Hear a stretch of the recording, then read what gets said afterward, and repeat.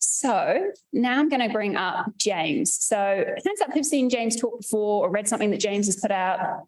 Yeah, quite a few hands. Amazing. That's great. Because James is a science communicator, which means he makes things like climate change super easy for us all to understand and the impacts that are happening. While James comes up, I'll tell you a little bit more about him. He has been the lead author on the Intergovernmental Panel for Climate Change, the IPCC, for the last 20 years. And he's been awarded a bunch of awards as well, the Prime Minister's Science Communication Award and the Prime Minister's Science Prize. And you also have been appointed to the Climate Change Commission. I will let James take it from here. Thank you for joining us, James. Okay.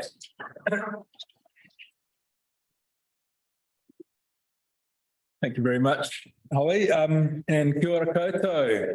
Ko James Renwick, Tokawengoa. And as you've just heard, I'm a science communicator and I'm a climate scientist. I've spent pretty much my whole adult life studying the atmosphere, looking at clouds, basically.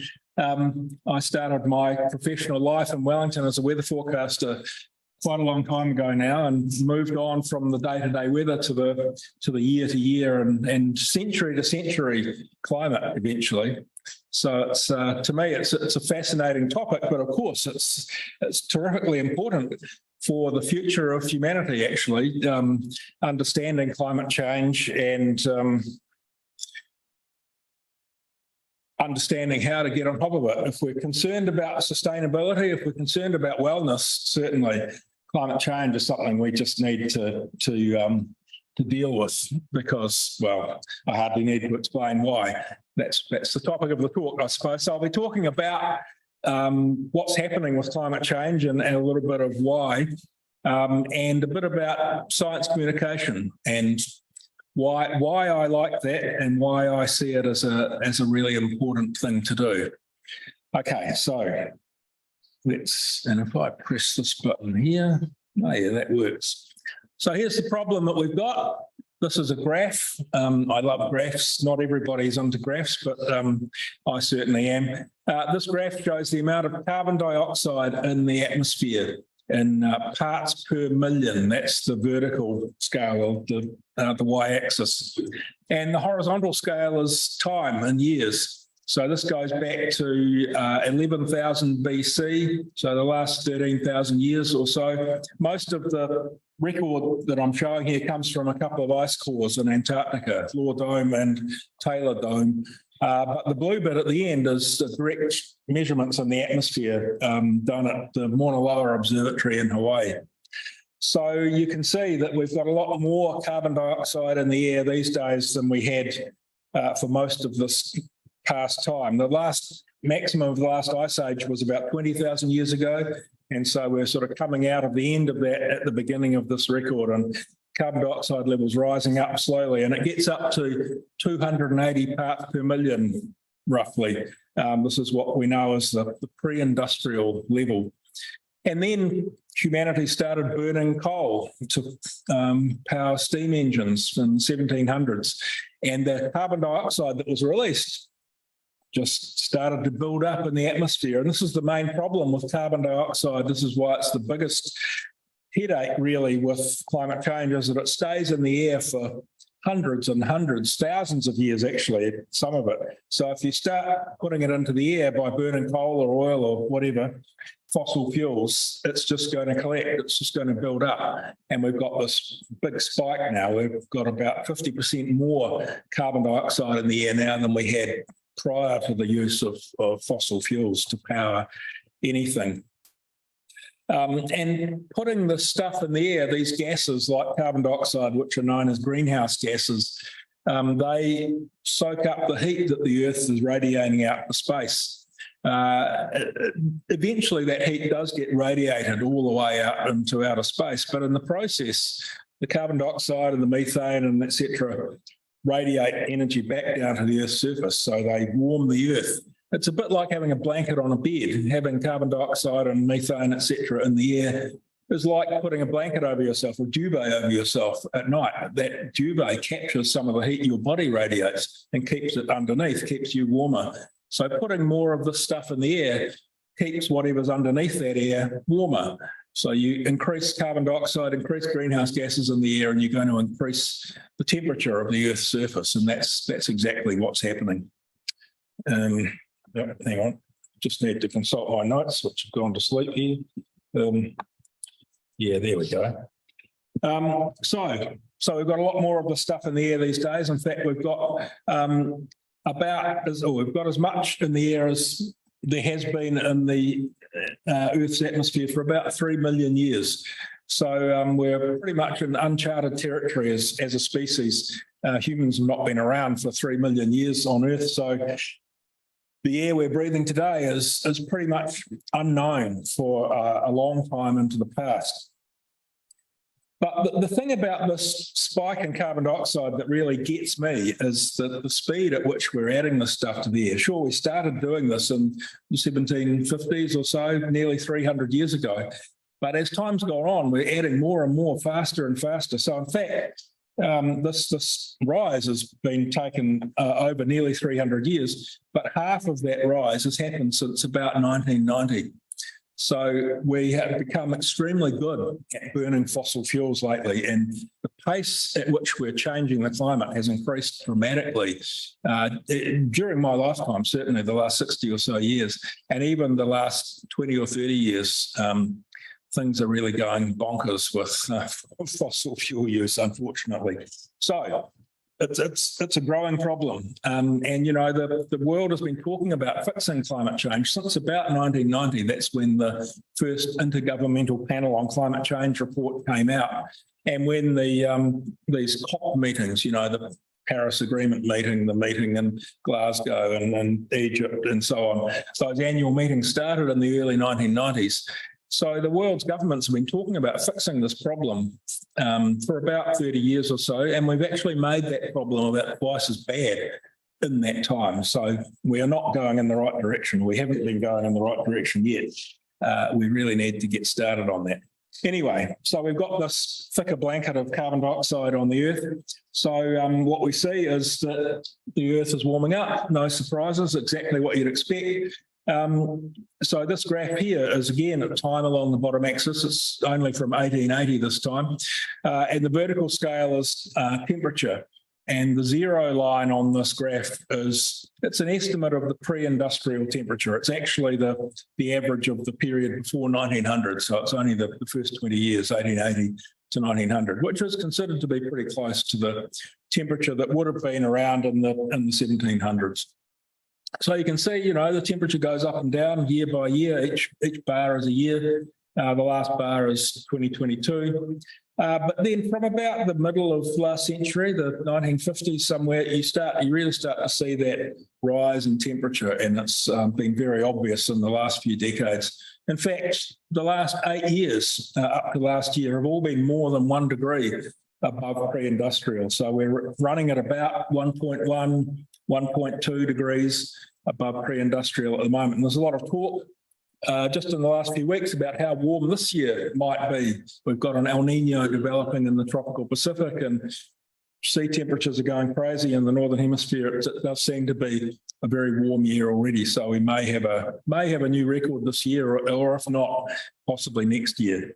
But the top of the vertical scale on this graph is, my arrow got a bit bent. There's 1.5 degrees. So, you know, this is the limit that the New Zealand government has set under the Zero Carbon Act to do its part to stop global warming at 1.5 degrees above pre-industrial levels. And the Paris Agreement, which pretty much every country in the world has signed up to, says we will stop global warming at well below 2 degrees above pre-industrial, and we'll pursue efforts to stop at 1.5. So that 1.5 to 2 degree range is the sort of target range for the world's governments for human civilization.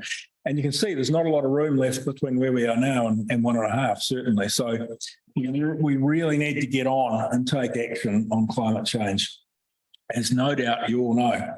I was just going to show, I'll show a couple of headlines out of the IPCC report, the latest one that came out in 2021-22, just highlighting, you know, the basic ideas around where we're at. So the first one here, and one thing I really appreciated about the latest IPCC report, it uses words like indisputable, and it's indisputable that human activities are causing climate change. There's less we're quite sure about this, or it's fairly likely, or it might be more likely than not. There's indisputable, it's incontrovertible. You know, we really do know what's going on, and it's stated that way in this latest report. I thought that was very good. Anyway, so we're causing climate change. We're the ones adding this stuff to the air. And the way we feel it really is the way extreme events change. So it's making extreme climate events, and that includes heat waves, heavy rainfall, droughts, more frequent and severe. And, you know, I think we all know about the events that have happened both in this country this year and around the world, you know, fires and in Canada at the moment and so on. We're really starting to see these events happening. And just some examples, this is a map of temperature differences from normal for a particular day in the summer, Northern Hemisphere summer. This is last year, 2022. This is the day when a place in England recorded the first 40-degree temperature in the UK in recorded history. So I don't know if you can make out the numbers, but those pinky colours are where the temperatures are 12 or 14 or 16 degrees above average. So it was super warm in Western Europe for a period. And at the moment, it's super warm in the south of the US, the so-called heat dome over Texas. And these kind of events are just happening more often as the climate warms up. Another example, heat wave in South Asia. This was in April of this year, and places in Thailand and India were much warmer than normal. It got up to, what was it, 44.6 in Thailand and 41 degrees in Bangladesh. And, you know, when the temperatures get this high, it becomes dangerous for human health, especially if you've got quite a lot of humidity in the air, a lot of moisture. It just becomes too hard for your body to cool itself when you're outside. So there are really big health implications for these heat waves, and heat is considered to be the biggest killer with climate change. And when it's very warm, it also tends to be very dry. So we see droughts on the rise. This is an image of the Loire River in France. Again, northern summer last year, most of the water had disappeared out of the river.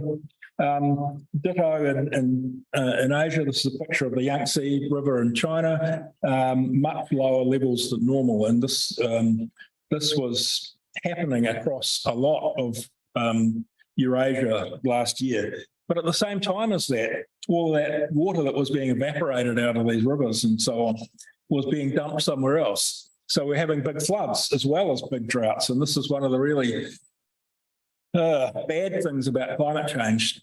Rainfall extremes increase at both ends, both very dry when it's dry, but very wet when it's wet. So in Pakistan last year, the monsoon rains were so incredibly heavy.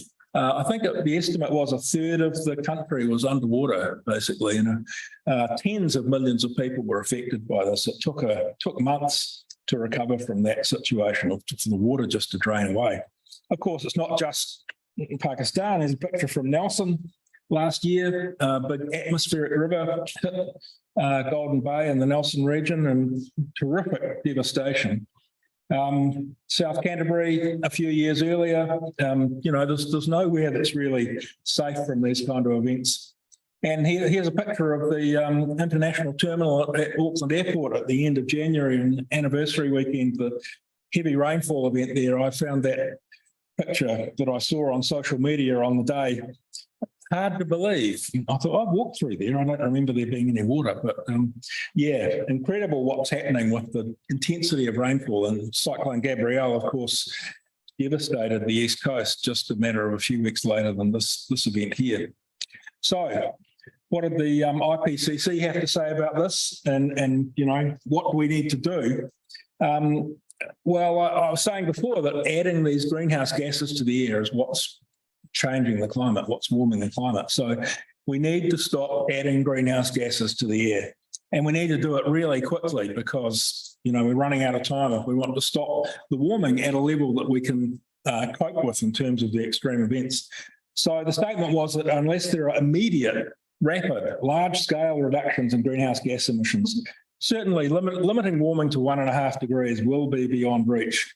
You know, my personal opinion is that it is beyond reach. We'd have to reduce emissions so fast globally now. I would love to see it happen, but I wouldn't bet on it at all. I think we'll get to 1.5 degrees. Not that there's any magic number, you know, the climate system doesn't blow up in our faces and go out of control. We're always going to be in control of how much warming we put into the climate. It's all a question of how much greenhouse gas we add. Okay. Slight change of gears then. So yeah, I'm a science communicator. I'm communicating a bit of science right now, and I've been doing this for quite a long time. I started talking to reporters when I was working at NIWA about 25 years ago. I was involved in the group that put out the outlooks for the climate for the next 3 months and so on. And we take turns at talking to reporters about what we were saying for the next few months. And I discovered I had no idea about this, but I actually was quite good at doing that. And I didn't get frightened when they pointed a camera at me. So people started to sort of gravitate towards talking to me, and it all kind of blew up from there, you might say. So, you know, as I've learned more about climate change, which was also roughly over the last 25 years, I've realised, you know, what a threat it is to all of us, to all of life on Earth, actually. You know, we're not going to completely sterilise the planet, but a lot of species are already going extinct or threatened with extinction. Humanity, I don't know about extinction, but there could be a lot of damage to communities worldwide if we don't get on top of this problem. So I feel, you know, I really feel compelled to speak about climate change, to engage with people about climate change, basically to get the word out about climate change. And I'll do anything you ask me. Media interviews, coming along to EnviroPAST on a Saturday morning when it's quite early to talk about this situation. Public presentations, I give a lot of talks to public groups, social media stuff, blogs, you name it. And yeah, I started about 25 years ago, and these days I typically give, it's not quite once a week, but it's getting close to once a week. I give a public talk, maybe a couple of media interviews every week on average, plenty of social media. I advise government agencies on the Climate Change Commission, and crucially, most recently, I wrote a book, and I failed to bring a copy along with me today. Usual story, didn't think about it till I was on the train and halfway into town. But I wrote this book, Under the Weather. It's basically a summary of what I would say in a public presentation, such as the one we're in right now. And yeah, no, I'm not suggesting you have to rush out and buy it or anything, but people tell me it's quite a good read. So if you want to get a written version of some of the facts around climate change and what we need to do, have a look. It should be in libraries. It should be. I know the Victoria University Library was buying at least one copy, so have a look around. And this kind of thing, writing a book, it's an example of really of an artwork, you know, artistic expression, writing books, writing songs, making dance performances, making a movie. All of these kind of things you can use as vehicle for communication.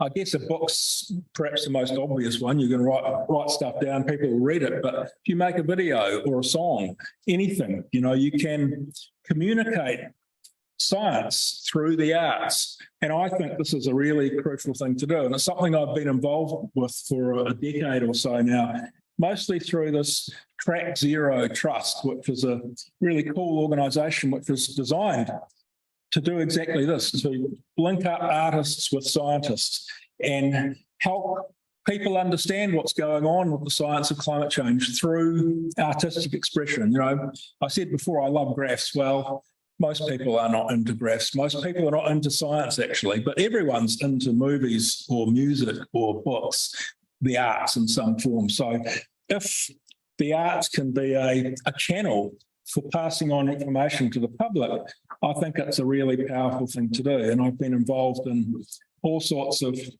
interesting events over the last few years around the country that have combined music and dance, video, with a few graphs, with a bit of science information thrown in.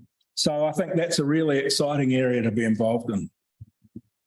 Okay, let's see, back to the science. So where are we going to go? What's happening with climate change? Where to from here with climate change? And it all comes down, in my mind, to this graph again. You know, how much higher is this spike going to get?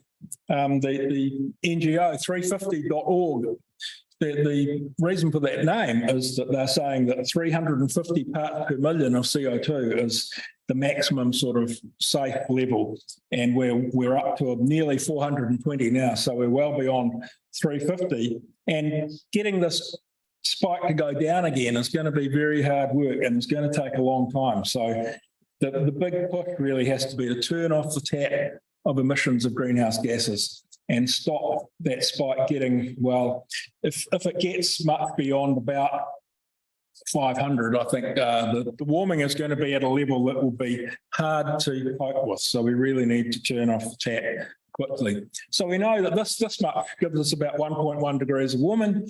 We know how much gets emitted into the atmosphere every year, and it's quite a simple calculation to work out, well, how long will it take before we're at 1.5 or 2 or 5 or whatever. And we know that if we don't take any action, we are going to be at 1.5 degrees of warming within 10 years. And that's, like I was saying, I think it's pretty much guaranteed now. And then, assuming still we take no action, 10 years later, we're at 2 degrees of warming. And then another 30 years, 25, 30 years later than that, we're at 3 degrees of warming. And this is still, you know, well before the end of this century. And at these levels of warming, you know, we're melting large amounts of ice off Antarctica and Greenland. I don't know what the extreme rainfalls would look like at that level of warming, but it would be becoming very, very hard to adapt to. It would be really disruptive to global society. It would be virtually catastrophic, I would say. So we do not want to go there. We need to take action fast. And so it's still true. If we could reduce global emissions by half this decade and then get to zero emissions, 100% reduction by 2050, that would also add up to as much carbon dioxide as we need to get to 1.5 degrees. So technically speaking, we could still stop at 1.5, but boy, these reductions in emissions have to happen from right now. So the real question is, can we do it? You know, how fast can the global community act to reduce emissions of carbon dioxide and other greenhouse gases, of course? And I don't have an answer to that question, I have to say, but I would say, you know, this decade, the 2020s, has to be the decade of action if we're going to get on top of climate change at a level that'll be adaptable. Yeah, so let's get out there. Because, you know, if we don't, these extreme events are just going to become, like I said, dangerous, hard to cope with, such as this paper that was published a few years ago saying that big cities in Australia, it's warmer in Australia than it is in Wellington. So they already get days over 40 degrees C sometimes. But you could expect days over 50 degrees C in Sydney and Melbourne well before the end of the century. And yeah, don't think I'd want to go there either. And, you know, the glaciers on the Southern Alps in New Zealand, they're already receding pretty rapidly. They'd basically be gone within another 40 or 50 years. I live on the Kapiti coast, not far from where this photograph was taken, Raumati South. And yeah, there are seawalls in places, and then there are piles of scrub in other places. There's a lot of houses right along the waterfront. And as sea levels rise, those houses are going to be coming under increasing threat over time. So there could be a lot of infrastructure damage if we allow sea level rise to really take off. Right. Okay. So just to finish off, you know, it's a pretty dire situation. What do we actually do to combat it? What are the actions we can take? Well, the government has declared a climate emergency, set up the Climate Change Commission, etc. There's this carbon neutral government program that's already underway, replacing coal boilers, electrifying vehicle fleets, increasing the energy efficiency of buildings, you know, such as the one we're in right now. These are all good things. These are all things that either reduce energy use or switch us from fossil fuel energy to renewable energy. Yeah, so we need a lot more solar panels, wind turbines and other renewable sources, geothermal and tidal power, wave power. Maybe, I don't know, I'm just speaking off the top of my head here, but I think our government could be providing more financial incentives to business to move in that direction, to get more renewable plant on the go. We definitely need more batteries, and maybe Lake Onslow in the South Island, it's like a big battery. We need ways of storing energy that's generated renewably, because the sun is not always shining, the wind is not always blowing. So when it is sunny and windy, we need ways of storing that energy, and whether that's actual batteries or lakes that you can pump water into when you've got excess electricity, or there's various other ways you can do this. We need to think about that, and we need to get on with building it. Yeah. And last thing I would say, we need to get away from, we need to stop extracting fossil fuels, really. That's the story. I think the calculation is if we're going to stop at 1.5 degrees of warming, pretty much all of the oil and coal that we know about now, that's been dug out of the ground or pumped out of the ground, you could use that up, but you're really not allowed to extract any more. You certainly shouldn't be prospecting for more oil or coal. So we really need to shut down coal mining and the pumping of oil out of the ground. It's just the amount of carbon dioxide you produce by burning all that stuff. We can't go there. And the last thing I'd love to see is we've got to get away from growth. If you're thinking about sustainability, of a sustainable society for forever, then nothing can grow forever. It's impossible. So we need to kill off economic growth, stop population growth, stop the growth and the use of stuff. Just get to a flat plateau where we're recycling everything. We're not digging up resources out of the ground all the time. We're certainly not digging up fossil fuels out of the ground. So whether this is, what's called the circular economy or the degrowth movement has come along in recent years, which I find very interesting.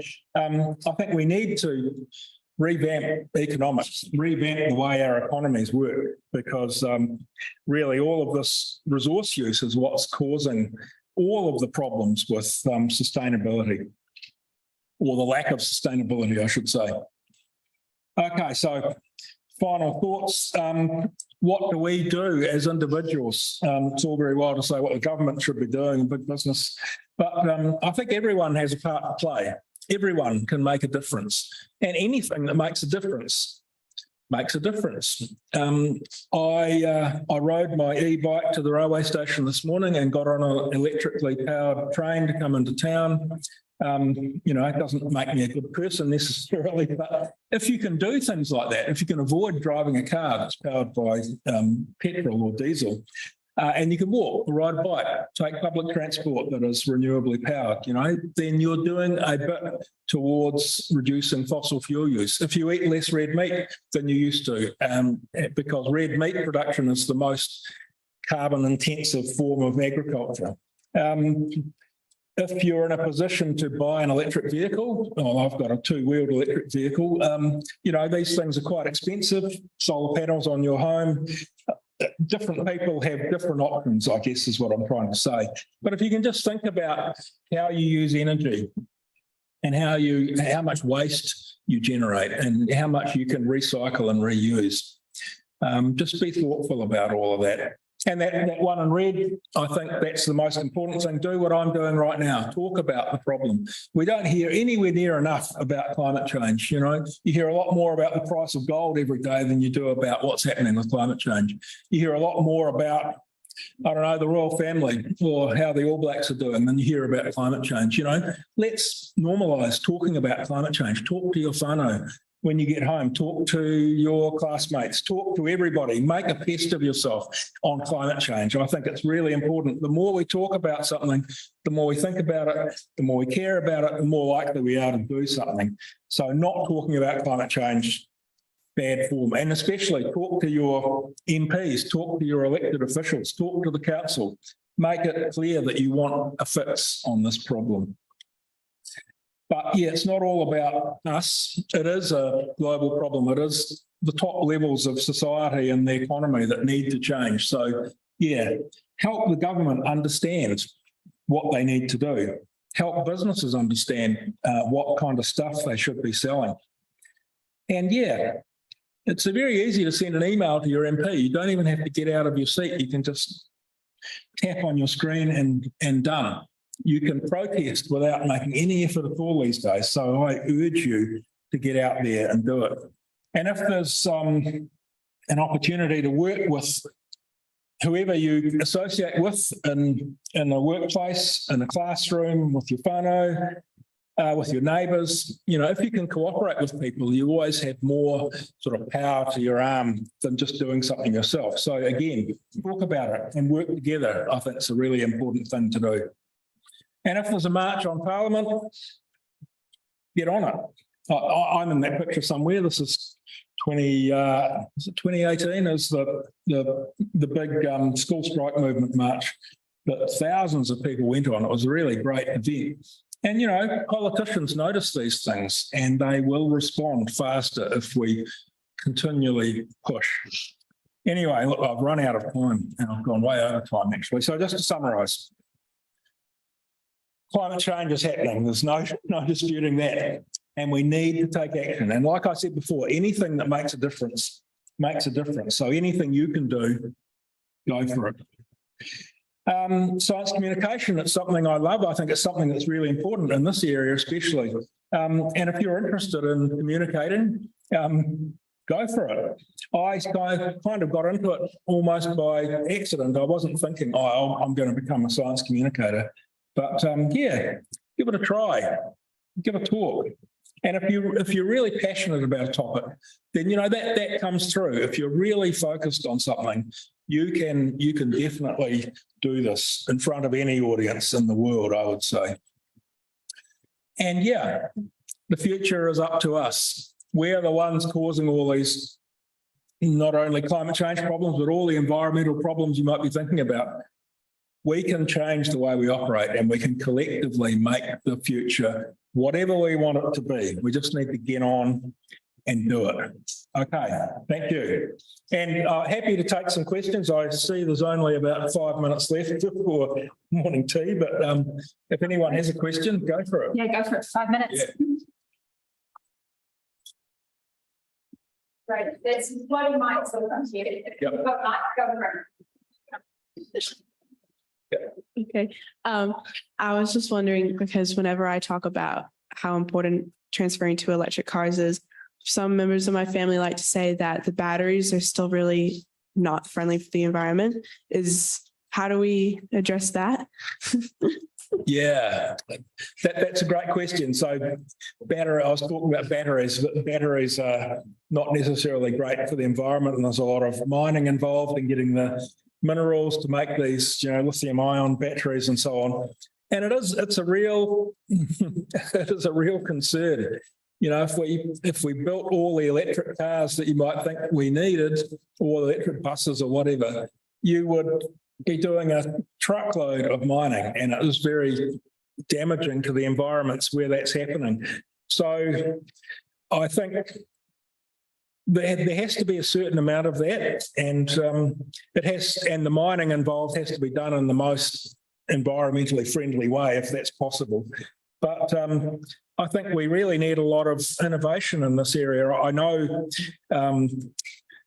scientists and students at Victoria are working on new kinds of batteries that are less unfriendly, environmentally speaking, use materials that are more freely available, et cetera, less toxic. So I think we could innovate in terms of getting kinds of batteries that are less damaging environmentally. That's definitely a way of the future.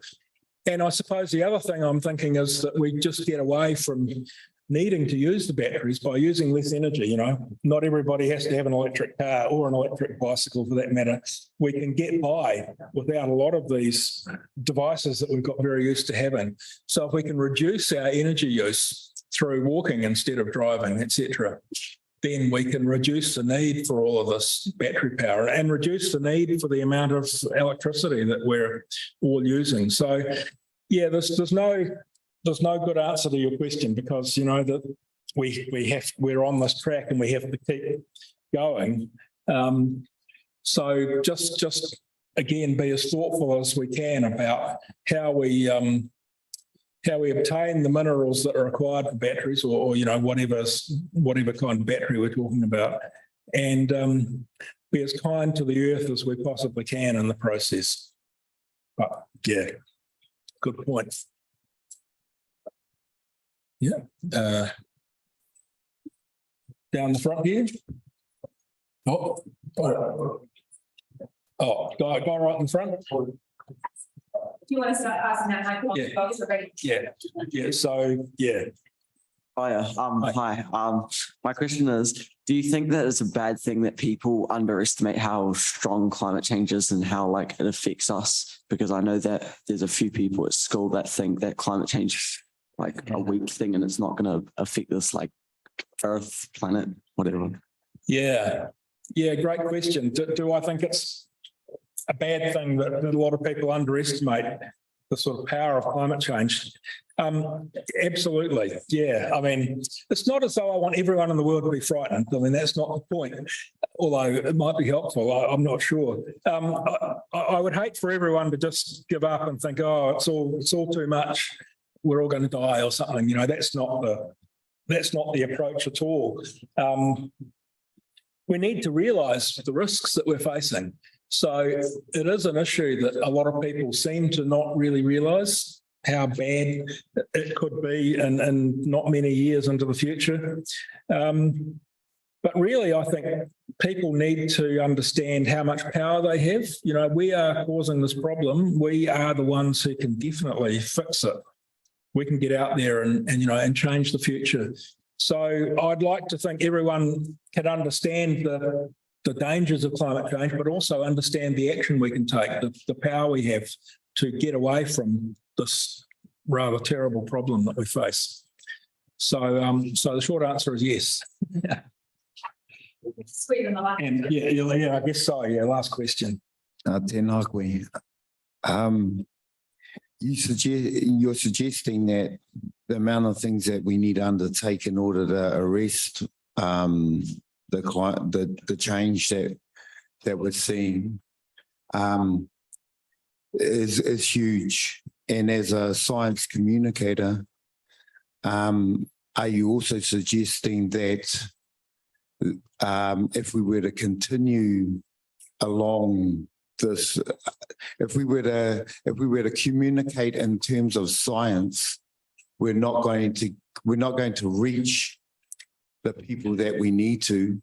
So it would be great to get the artists, especially main artists, involved in order to get the message across. Because what I'm noticing is that you can give us all the data in the world and we'll yawn about it. But you tell us a story, and a good story, and it hits the spot. Is this what you're suggesting? Yeah, that's exactly right. Like I said, not many people care about science. And, talking about the numbers, the science, that's about, talking to your head. It's really your heart, people's hearts. People need to have an emotional response to what's going on, not just a sort of intellectual thing. So I think that's where the arts play a crucial role, because that's exactly what artistic expression is about expressing emotional things that connect with people. So if you can tell a story, like you say, and connect with somebody, that's when you're going to get through to people and get them to understand what's going on and what they perhaps need to do. So yeah, that's a great point. And there's been a number of quite high profile artists, performers in this country who've been involved in this effort that I've been a bit involved in. Again, I'd love to see more and, more and more often, more people involved. But that's the hope with artistic interactions, is that you're really going to be able to connect with people, and that's crucial. Yeah, so thank you.